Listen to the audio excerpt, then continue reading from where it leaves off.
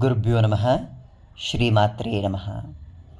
ಶ್ರೀವಿದ್ಯೆ ಕೇವಲ ಆತ್ಮಸಾಕ್ಷಾತ್ಕಾರಕ್ಕಾಗಿಯೋ ಅಥವಾ ಆ ಭಗವತಿಯ ಅನುಗ್ರಹ ಪಡೆಯಲಿಕ್ಕೋ ಇರುವಂತಹ ಮಾರ್ಗವಲ್ಲ. ಶ್ರೀವಿದ್ಯೆಯನ್ನು ಅಭ್ಯಾಸ ಮಾಡಬೇಕು ಅನ್ನೋವಾಗ ಶ್ರೀವಿದ್ಯೆಯ ಹಲವಾರು ನಿಯಮಗಳನ್ನು ಹಾಗೂ ಆ ಶ್ರೀವಿದ್ಯೆಯಲ್ಲಿ ಬರುವ ಶ್ರೀಚಕ್ರ ಪೂಜೆಯನ್ನು ನಿಯಮಿತವಾಗಿ ಮಾಡಿದ ತಕ್ಷಣಕ್ಕೆ ನಾವು ಶ್ರೀವಿದ್ಯೋಪಾಸಕರಾಗಿ ಇರುವುದಕ್ಕೆ ಸಾಧ್ಯವೇ ಇಲ್ಲ. ಶ್ರೀವಿದ್ಯೆಯನ್ನು ಅರ್ಥ ಮಾಡಿಕೊಳ್ಳಬೇಕು ಅಂದಾಗ ಶ್ರೀದೇವಿಯಾದ ಆ ಜಗನ್ಮಾತೆಯನ್ನು ಅರ್ಥ ಮಾಡಿಕೊಳ್ಳಬೇಕು. ಇಂತಿಷ್ಟು ಲಕ್ಷ ಜಪ ಮಾಡಿ ಇಂತಿಷ್ಟು ಲಕ್ಷ ಜಪ ಮಾಡ್ತಾ ಮಾಡ್ತಾ ಬೇರೊಂದು ಮಂತ್ರವನ್ನು ಉಪದೇಶ ತಗೊಂಡು ಆ ಮಂತ್ರವನ್ನು ಲಕ್ಷ ಜಪ ಮಾಡಿದ ತಕ್ಷಣಕ್ಕೆ ಶ್ರೀವಿದ್ಯೆ ಒಲಿದು ಬಿಡುತ್ತಾ? ಅದು ಸಾಧ್ಯವಾ? ಲಕ್ಷ ಲಕ್ಷ ಕೊಟ್ಟು ಆ ಮಂತ್ರವನ್ನು ತಗೊಂಡು ಜಪ ಮಾಡಿ ಅರ್ಚನೆ ಮಾಡಿ ತರ್ಪಣ ಬಿಟ್ಟಿದ ತಕ್ಷಣಕ್ಕೆ ಆ ಮಂತ್ರಫಲ ದೊರೆಯುತ್ತಾ ಅಥವಾ ಶ್ರೀವಿದ್ಯೆ ದೊರಕುಬಿಡುತ್ತಾ? ಎಲ್ಲರಿಗೂ ಕಾಡುವ ಒಂದು ಪ್ರಶ್ನೆ ಅಥವಾ ಗೊಂದಲ ಮಾಡೋದು, ಶ್ರೀವಿದ್ಯೆಯನ್ನು ಅಥವಾ ಆ ಶ್ರೀವಿದ್ಯೆಯ ಉಪಾಸಕರನ್ನು ಮಹತ್ವವನ್ನು ಅರಿತುಕೊಳ್ಳೋಕ್ಕೆ ಅಷ್ಟೊಂದು ವೆಚ್ಚ ಮಾಡಬೇಕಾ ಆ ಒಂದು ಮಂತ್ರವನ್ನು ತಗೊಳ್ಳೋದಕ್ಕೆ? ಶ್ರೀವಿದ್ಯೆ ಪರ ಅನ್ನುವ ಮಹಾಶಕ್ತಿಯ ವಿದ್ಯೆ. ದಶಮಹಾವಿದ್ಯೆಗಳನ್ನು ತ್ರಿಮೂರ್ತಿಗಳನ್ನು ಆ ಶಕ್ತಿ ಚೈತನ್ಯ ಸ್ವರೂಪಿಣಿಯಾದ ಮಹಾತಾಯಿ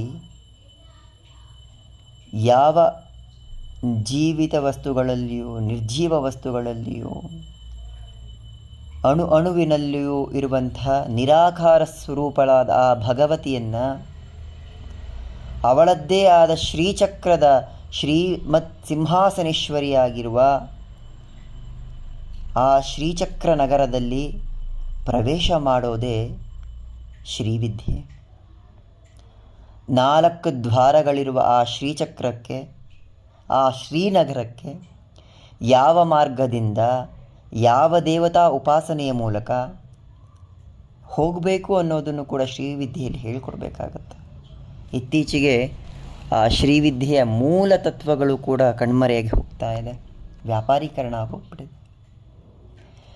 ಪರ ಅನ್ನುವ ಭಕ್ತಿ ವ್ಯಕ್ತಿಯಲ್ಲಿ ಇಲ್ಲ ಅಂದಾಗ ಅವನಿಗೆ ಪಂಚದಶಿ ಮಂತ್ರವನ್ನು ಉಪದೇಶ ಮಾಡುವ ಹಾಗೆ ಇಲ್ಲ.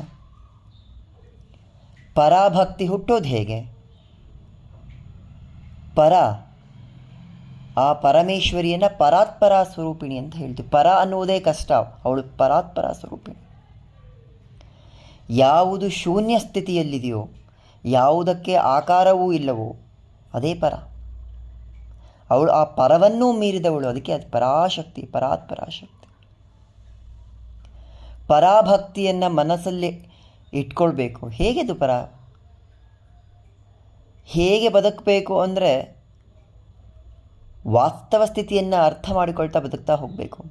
ಹಿಂದಿನದ್ದನ್ನೆಲ್ಲವನ್ನು ಬಿಟ್ಟು ಮುಂದಿನದರ ಚಿಂತೆ ಇಲ್ಲದೆ ಪ್ರಸ್ತುತವಾಗಿ ಬದುಕುವುದೇ ಪರ.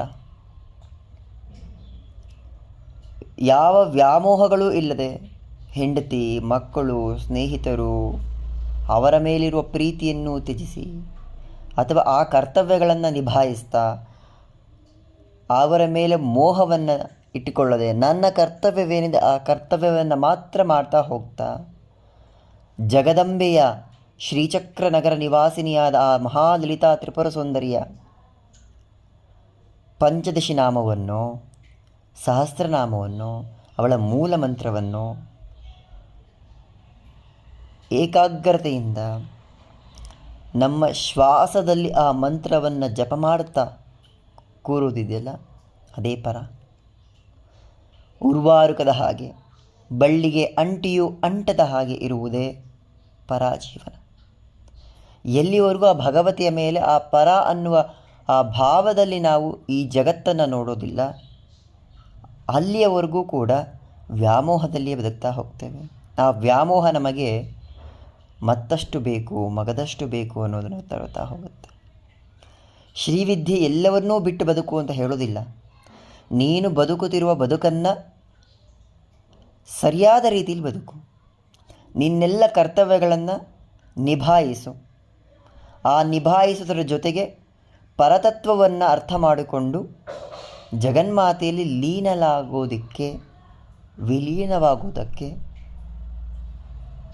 ಪ್ರಯತ್ನ ಪಡಬೇಕು. ಆ ಪ್ರಯತ್ನ ಪಡುವಿಕೆಯನ್ನು ಶ್ರೀವಿದ್ಯೆ ಹೇಳಿಕೊಡುತ್ತೆ. ಒಂದೊಂದು ಮಂತ್ರಗಳ ಇಂತಿಷ್ಟು ಲಕ್ಷ ಜಪ ಮಾತ್ರದಿಂದ ದೇವಿ ಒಲಿದು ನಿಂತ್ಕೊಳ್ಳೋದಿಲ್ಲ. ಶುದ್ಧ ಭಾವ, ಪರಾಭಕ್ತಿ, ಪ್ರೀತಿ ಅಷ್ಟು ಇದ್ದಾಗ ಆ ದೇವಿಯೇ ಸ್ವತಃ ಬಂದು ಶ್ರೀವಿದ್ಯೆಯನ್ನು ಅನುಗ್ರಹಿಸಿ ಹೋಗ್ತಾಳೆ. ಶ್ರೀವಿದ್ಯೆ ವ್ಯಾಪಾರದ ವಸ್ತು ಅಲ್ಲ. ಶ್ರೀವಿದ್ಯೆ ಹಣ ಮಾಡುವ ಸಾಧನ ಅಲ್ಲ. ಶ್ರೀವಿದ್ಯೆ ಎನ್ನುವುದು ಅತ್ಯಂತ ದುರ್ಲಭ. ಯಾರು ಶ್ರೀವಿದ್ಯೆ ಮಾಡ್ತಾ ಇದ್ದೀವಿ ಅಂದ್ಕೊಂಡಿದ್ದಾರೋ ಅವರೂ ಭ್ರಮೆಯಲ್ಲಿದ್ದಾರೆ, ಹೇಳ್ಕೊಡ್ತಾ ಇರೋರು ಭ್ರಮೆಯಲ್ಲಿದ್ದಾರೆ. ಯಾಕಂದರೆ ಅತ್ಯಂತ ದುರ್ಲಭವಾದ ಶ್ರೀವಿದ್ಯೆಯನ್ನು ಬಹಳ ಸುಲಭವಾಗಿ ನಮಗೆ ಸಿಕ್ಬಿಡ್ತು ಅನ್ನೋ ಕಾರಣಕ್ಕೆ ಶ್ರೀಚಕ್ರ ಅರ್ಚನೆಯನ್ನು, ಖಡ್ಗಮಾಲದ ದೇವತೆಯರ ಉಪಾಸನೆಯನ್ನು ಹೇಳಿಕೊಟ್ಟು ಇದೇ ಶ್ರೀವಿದ್ಯೆ ಅನ್ನೋದು. ಆದರೆ ಶ್ರೀವಿದ್ಯೆಯ ನಿಜ ಅರ್ಥವನ್ನು ಅರಿಯಬೇಕಾದರೆ ಶಂಕರ ಭಗವತ್ಪಾದರನ್ನು ನೆನೆಸ್ಕೊಳ್ಬೇಕು. ಶಂಕರಾಚಾರ್ಯರು ಹೇಳಿಕೊಟ್ಟ ಮಾರ್ಗವನ್ನು ನೆನೆಸ್ಕೊಳ್ಬೇಕು. ಅಗಸ್ತ್ಯ ಮಹರ್ಷಿಗಳನ್ನು ನೆನೆಸ್ಕೊಳ್ಬೇಕು. ಅಗಸ್ತ್ಯ ಮಹರ್ಷಿಗಳು ಏನನ್ನು ಹಾದಿಯನ್ನು ಹುಟ್ಟುಹಾಕಿದ್ರು ಅನ್ನೋದು ನೋಡಬೇಕು. ಮನ್ಮಥನನ್ನು ನೆನೆಸ್ಕೊಳ್ಬೇಕು. ಆ ಮನ್ಮಥನ ಹಾದಿಯನ್ನು ಹುಡುಕಬೇಕು. ಶ್ರೀವಿದ್ಯೆ ಒಂದು ಹಾದಿಯಲ್ಲ. ಶ್ರೀವಿದ್ಯೆ ಆ ಜಗನ್ಮಾತೆಯನ್ನು ಉಪಾಸನೆ ಮಾಡೋಕಿರುವ ಅತ್ಯಂತ ರಹಸ್ಯಮಯವಾದ ಒಂದು ವಿದ್ಯೆ. ಬೇಡಿದ್ದೆಲ್ಲವನ್ನೂ ಸಿಗ್ತಾ ಹೋಗುತ್ತೆ, ಬಯಸಿದ್ದೆಲ್ಲವೂ ಸಿಗ್ತಾ ಹೋಗುತ್ತೆ. ನೀನು ಬೇಕು ಬೇಡವೆಂದರೂ ಆ ಜಗನ್ಮಾತೆ ಎಲ್ಲವನ್ನೂ ಕೊಡ್ತಾ ಹೋಗ್ತಾಳೆ. ಯಾಕಂದರೆ she is the supreme power. ಅವಳು ಹೇಗೆ ಶಾಂತ ಸ್ವಭಾವಳೋ ಅವಳು ಉಪಾಸಕರೂ ಹಾಗೆ ಶಾಂತ ಸ್ವಭಾವರಾಗಿ ಹೋಗ್ತಾರೆ. ಅವಳು ಹೇಗೆ ಕಲ್ಮಶಗ್ನಿಯೋ ನಾವು ಹಾಗೆ ಕಲ್ಮಶಗಳಿಂದ ದೂರವಾಗ್ತಾ ಹೋಗ್ತೀವಿ. ಅವಳು ಹೇಗೆ ನಿರಾಕಾರ ಸ್ವರೂಪಳೋ ಹಾಗೆ ನಮ್ಮ ಮನಸ್ಸೂ ಕೂಡ ಈ ಶರೀರದ ಭಾರದಿಂದ ವಿಮುಕ್ತವಾಗಿ ನಿರಾಕಾರತ್ವದ ಕಡೆಗೆ ಹೋಗ್ತಾ ಹೋಗುತ್ತೆ. ಅವಳು ಹೇಗೆ ಪಾಪ ಮುಕ್ತಳೋ ಹಾಗೆ ನಾವು ನಮ್ಮೆಲ್ಲ ಇಂದಿನ ಜನ್ಮಗಳ ಪಾಪಗಳನ್ನು ಕಳ್ಕೊಳ್ತಾ ಹೋಗ್ತೀವಿ. ಅದೇ ಶ್ರೀವಿದ್ಯೆ. ಶ್ರೀವಿದ್ಯೆಯ ಮೂಲ ತತ್ವ ಪರತತ್ವ. ಆ ಪರಭಕ್ತಿಯನ್ನು ಅನುಭವಿಸೋದು ಶ್ರೀವಿದ್ಯೆಯ ಮೂಲ. ಬಾಹ್ಯ ಪೂಜೆಗಳನ್ನು ಬಿಟ್ಟು ಆಂತರಿಕ ಪೂಜೆಯನ್ನು ಮಾಡೋದಕ್ಕೆ ಶುರು ಮಾಡಿದವುದೇ ಶ್ರೀವಿದ್ಯೆಯ ಅತ್ಯಂತ ಶ್ರೇಷ್ಠ ಮಟ್ಟದ ಸಾಧನೆ. ದೇಹವನ್ನೇ ಶ್ರೀಚಕ್ರವಾಗಿಸಿ ಸಹಸ್ರದಳ ಪದ್ಮದ ಮೇಲಿರುವಂತಹ ಆ ಜಗನ್ಮಾತೆಯನ್ನು ಕಾಮೇಶ್ವರನೊಟ್ಟಿಗೆ ಮಹಾಕಾಮೇಶ್ವರಿಯಾಗಿ ಚಿತ್ತದಲ್ಲಿ ನೋಡೋದೇ ಅತ್ಯಂತ ದೊಡ್ಡ ಸಾಧನೆ. ಅಂತಹ ಮಹಾ ಸಾಧಕರುಗಳು ತುಂಬ ಜನ ಇದ್ದಾರೆ. ಶ್ರೀವಿದ್ಯೆಯನ್ನು ವೈಭವೀಕರಿಸ್ಕೊಳ್ತಾ, ಶ್ರೀವಿದ್ಯೆಯನ್ನು ತಮ್ಮ ಸ್ವಾರ್ಥಕ್ಕೆ ಬಳಸ್ಕೊಳ್ತಾ, ಶ್ರೀವಿದ್ಯೆಯನ್ನು ಹಣ ಮಾಡುವ ಸಾಧನವಾಗಿ ಮಾಡಿಕೊಂಡವಾಗ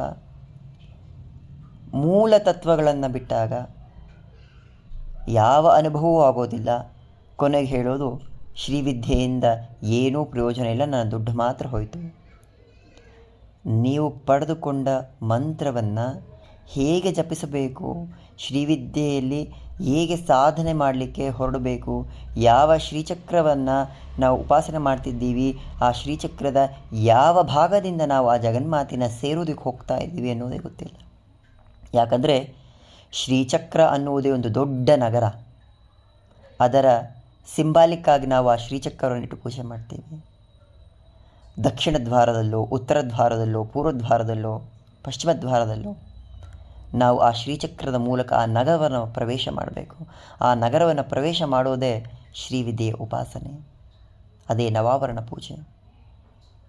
ಕೊನೆಯ ತ್ರಿಕೋನ ಮಧ್ಯಬಿಂದುವಿನಲ್ಲಿರುವ ಆ ಜಗನ್ಮಾತೆಯನ್ನು ಸಂದರ್ಶಿಸಿ ಅವಳಲ್ಲಿ ಐಕ್ಯವಾಗುವುದೇ ಎಲ್ಲ ಸಾಧಕರುಗಳ ಮಹಾ ಉದ್ದೇಶ.